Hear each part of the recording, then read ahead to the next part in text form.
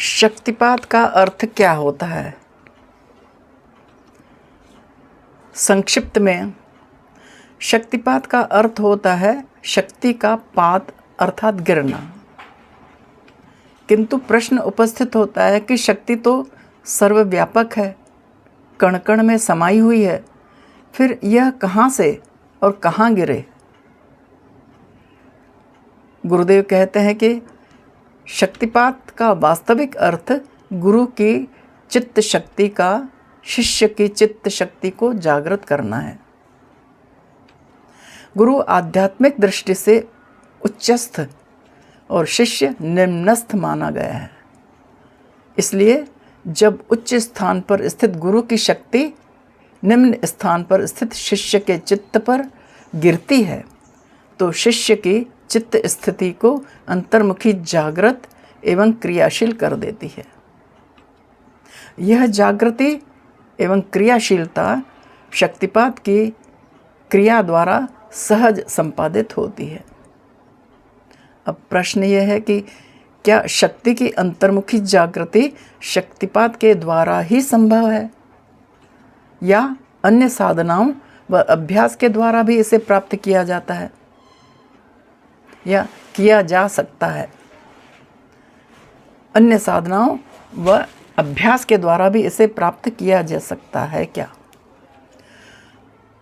तो उसका उत्तर है, गुरुदेव जी देते हैं, वास्तव में जितनी साधनाएं उपासनाएं हैं सभी शक्ति की अंतर्मुखी जागृति करने की ही है, उसके लिए ही है। शक्ति की जागृति का नामांतर भेद है, सभी साधनाओं सिद्धांतों एवं साधन प्रणालियों में वर्णित है। उदाहरण के तौर पर देखा जाए तो हठ योग में इसे कुंडलिनी शक्ति, योग दर्शन में प्रत्यक्ष चेतना, भक्ति मार्ग में आह्लादिनी शक्ति, वेदांत में प्रज्ञान, तंत्र में श्री जगदम्बा इत्यादि नामों से इसका उल्लेख हुआ है शास्त्रों में। भाव यह है कि किसी भी साधन क्रम का अभ्यास किया जाए अंततः उसका लक्ष्य अंतश्चेतना की जागृति ही होता है। उसी के लिए जप, उपासना, हठ योग का अभ्यास, पठन पाठन इत्यादि किए जाते हैं, किंतु उसमें दीर्घकालीन अनवरत साधना की आवश्यकता पड़ती है। चित्त शुद्ध होने एवं भगवत कृपा प्राप्त होने पर ही आंतरिक शक्ति की जागृति संपन्न होती है। इसके लिए बड़े भारी धैर्य की आवश्यकता है। वास्तव में इतना दृढ़ दीर्घकालीन धैर्य कहीं कहीं ही देखने में आता है। जब इसमें भी साधक अपना धैर्य छोड़ बैठता है तो उसकी साधना चौपट हो जाती है। इसलिए शक्तिपात का अवलंबन साधकों के लिए विशेष लाभदायी सिद्ध हुआ है। इसमें समर्थ गुरु की उपलब्धि एवं उनके कृपा प्रसाद प्राप्त होते ही कुंडलिनी शक्ति जागृत होकर अंतर में क्रियाशील हो जाती है। यह कथन कि सभी उपासनाएं साधनाएं कुंडलिनी शक्ति की जागृति के लिए ही हैं केवल सिद्धांत रूप में ही सत्य है। क्रियात्मक आधार पर स्थिति इससे भिन्न दृष्टिगोचर होती है, गुरुदेव कहते हैं। इसलिए शिव सूत्रकार कुंडलिनी जागृति का केवल एक ही उपाय मानते हैं, गुरु उपाय। गुरु ही उसका उपाय है।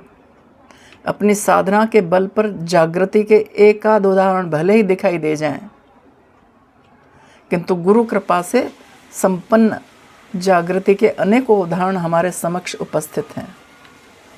नारद भक्ति सूत्र में जहाँ पहले उन्होंने गौणी भक्ति द्वारा जागृति के अनेक साधन बतलाए हैं, वहीं अंत में उन्होंने यह भी लिख दिया है कि मुख्यतस्तु महत्व कृपैव, अर्थात मुख्यतः तो आह्लादिनी शक्ति महापुरुषों की कृपा से ही जागृत होती है।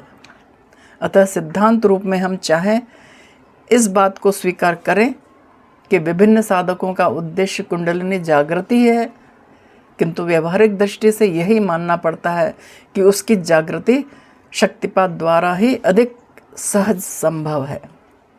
इसका तात्पर्य यह बिल्कुल भी नहीं है कि साधन भजन पूजा पाठ इत्यादि किया ही नहीं जाए।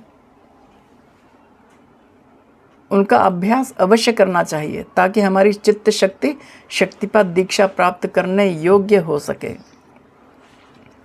साधन भजन करने से साधक के समक्ष प्राप्तव्य लक्ष्य बना रहता है।